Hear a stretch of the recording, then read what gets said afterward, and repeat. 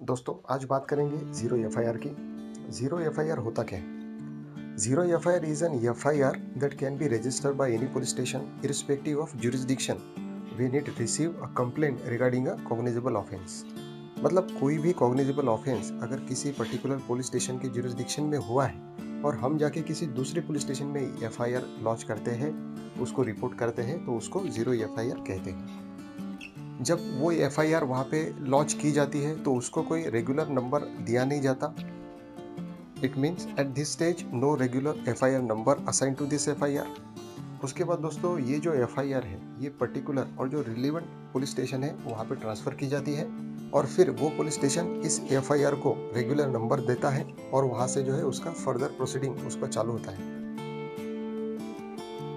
यानी कि जो रिलेवेंट पुलिस स्टेशन है वो आगे की कार्रवाई शुरू करता है, इन्वेस्टिगेशन को स्टार्ट कर देता है। दोस्तों जीरो एफआईआर क्यों इम्पोर्टेंट है, आइए जानते हैं। कोई ऑफेंस अगर कहीं पे हुआ है, ये जो है ऑफेंस को प्रॉम्प्टली रिपोर्ट किया जा सके बाय अग्रीव्ड पर्सन, इसमें उसकी मदद करता है।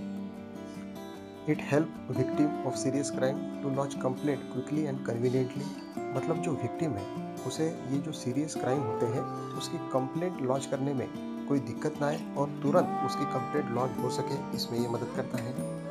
Zero FIR can file for any criminal offence, और ये किसी भी क्रिमिनल ऑफेंस के लिए जो है हम लोग उसको रजिस्टर कर सकते हैं। एग्जाम्पल के तौर पे मान लीजिए थेफ्ट, रैगिंग, किडनैपिंग इत्यादि। और जीरो एफआईआर ज़्यादा सीरियस नेचर के जो क्राइम्स है जैसे कि मर्डर हुआ, टेररिज्म हुआ, इसके लिए भी हम लोग लॉन्च कर सकते हैं।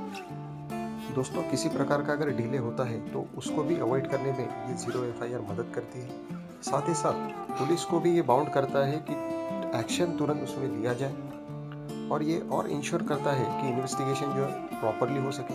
क्योंकि हम लोग देखते हैं दोस्तों, जब जितनी जल्दी एफआईआर लॉन्च की जाती है तो उतना ही अच्छे तरीके से उस घटना के बारे में, ऑफेंस के बारे में जो है अग्रीव्ड पर्सन उसको कंप्लेंट उसकी करा सकता है ना, या शिकायत दर्ज करते समय डिटेल में उसका विवरण पुलिस स्टेशन में दे सकता है। सीआरपीसी यानी कि क्रिमिनल प्रोसीजर कोड 1973 के सेक्शन 154 में एफआईआर के बारे में दिया है और ये जो जीरो एफआईआर है ये इसी सेक्शन के अंदर आता है। जीरो एफआईआर से लेके और एक महत्वपूर्ण बात यह है कि जस्टिस वर्मा कमेटी की रिकमेंडेशन से ये जीरो एफआईआर का जो कंसेप्ट है वो आगे आया। हम लोग जानते हैं कि दिसंबर 2012 में निर्भया गैंगरेप वाला सीरियस केस हमारे सामने आया और इसी केस के संदर्भ में जस्टिस वर्मा कमेटी अपॉइंट की गई थी और उसी जस्टिस वर्मा कमेटी के रिकमेंडेशन पे ये जीरो एफआईआर की जो कंसेप्ट है वो स्टार्ट हो गई।